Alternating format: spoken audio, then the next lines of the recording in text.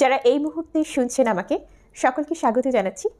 আজকে আমরা আলোচনা করব লিটারারি টার্ম থেকে এলিজি নিয়ে। প্রথমে আমরা ডেফিনিশনটা সম্পর্কে জানব, তারপরে স্টেজেস অফ এলিজি, এবং তারপরে দেখব এলিজির কী কী টাইপ রয়েছে, এবং তারপর ক্যারেক্টারিস্টিক্স অফ এলিজি, এবং সবশেষে আমরা দেখব কিছু ফেমাস এক্সাম্পল। আচ্ছা, আমরা প্রথমে ডেফিনেশনটা সম্পর্কে জানব। An elegy is a sad poem usually written to praise and express sorrow for someone who is dead. Elegy হচ্ছে এক ধরনের দুঃখের কবিতা, যেটা সচরাচর লেখা হয় হচ্ছে একজন মৃত ব্যক্তিকে প্রশংসা করবার জন্য, এবং হচ্ছে একজন মৃত ব্যক্তির প্রতি হচ্ছে শোক প্রকাশ করবার জন্য এই এলিজি লেখা হয়ে থাকে। The purpose of this kind of poem is to express feelings rather than tell a story. তো এই ধরনের কবিতার যে উদ্দেশ্যটা থাকে সেটা কিন্তু শুধু গল্প বলা উদ্দেশ্য নয়, হ্যাঁ, এটা হচ্ছে বরং ব্যক্তিটির মৃত্যুর পরে কবির যে অনুভূতি সেটাকে প্রকাশ করবার জন্য, মানে প্রকাশ করাই এই কবিতাটির উদ্দেশ্য আর কি, মেইন উদ্দেশ্য।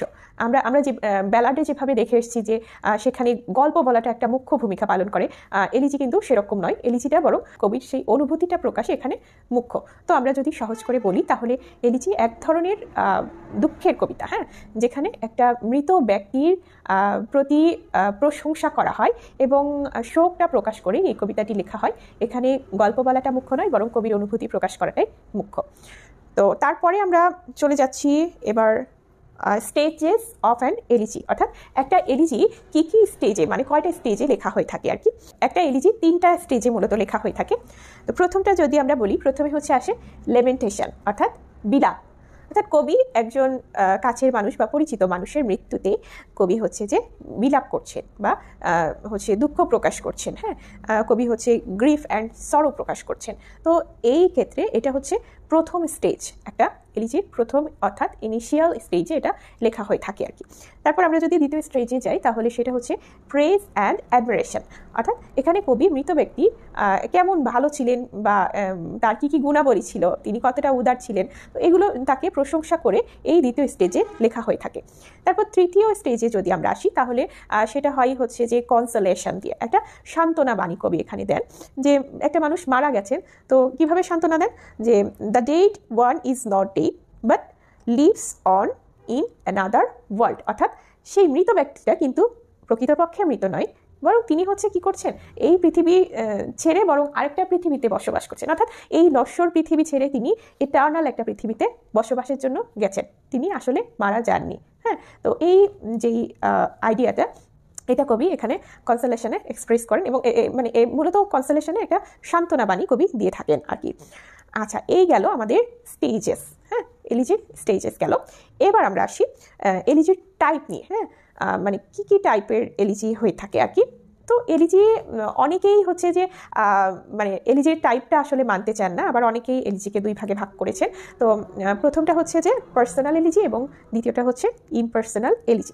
পার্সোনাল এলিজিটা কি, এটা হচ্ছে যে the poet laments over the death of some close friend or relatives or others who are close to him, অর্থাৎ এখানে কবি তার নিজের কিছু হয়তো এমন একজন ব্যক্তি মারা গেছেন যে তার খুব ক্লোজ, অথবা তার একটা ফ্রেন্ড, তার রিলেটিভ, এরকম কেউ, হ্যাঁ, তো তার কাছে কেউ মারা গেছেন, তারপরে তিনি একটা কবিতা লিখছেন এবং সেটি এলিজি হচ্ছে, এটা হচ্ছে পার্সোনাল এলিজি। এবং ইমপার্সোনাল এলিজিটা কি, ইমপার্সোনাল এলিজিটা হচ্ছে the poet here laments over human destiny or contemporary life and literature. আচ্ছা, এখানে ইমপার্সোনাল এলিজিতে কবি কী করেন হচ্ছে যে মানে মানুষের যেই ভাগ্য বা সমসাময়িক যেই জীবন, লিটারেচার মানে সমসাময়িক যে ঘটনাবলী, সব কিছু মানে যে কোনো কিছু নিয়েই তিনি এলিজিটা লিখতে পারেন আর কি।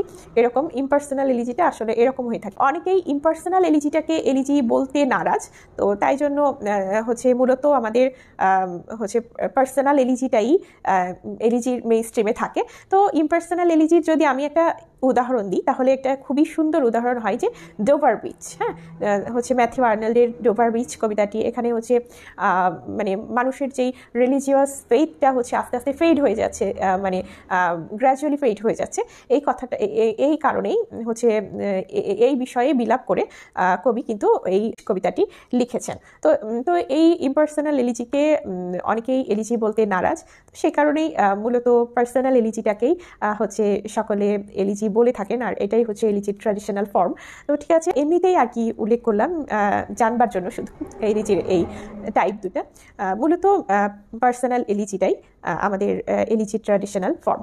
তারপর আমরা চলে যাচ্ছি characteristics. Number 1, লেমেন্টেশন। Number 2, melancholic tone. Number 3, lyric poem. Number 4, formal language. Number 5, praise and admiration of the date. Number 6, consolation. Number 7, written in first person point of view. Number 8, tells about emotion, not story. Number 9, poet does not follow meter or rhyme. এই ছিল আমাদের characteristics. আমরা কিছু example দেখব যেগুলো খুবই famous কিছু elegy, famous রাইটারদের দ্বারা লেখা হয়েছে। তো প্রথমেই আছে elegy written in a country churchyard, Thomas ক্রের লেখা। লাইসিডাস, জন মিল্টনের লেখা। ইন মেমোরিয়াম, আলফ্রেড টেনিসনের লেখা। অ্যাডোনিস, শেলির লেখা। ও ক্যাপ্টেন, মাই ক্যাপ্টেন, ওয়াল্ট হুইটম্যানের লেখা। থায়ারসিস, ম্যাথিউ আর্নল্ডের লেখা। ডেথ বি নট প্রাউড, জন ডানের লেখা। তো এই ছিল আমাদের এলিজি সম্পর্কে আজকের আলোচনা। শেষ পর্যন্ত সঙ্গে থাকবার জন্য ধন্যবাদ সকলকে।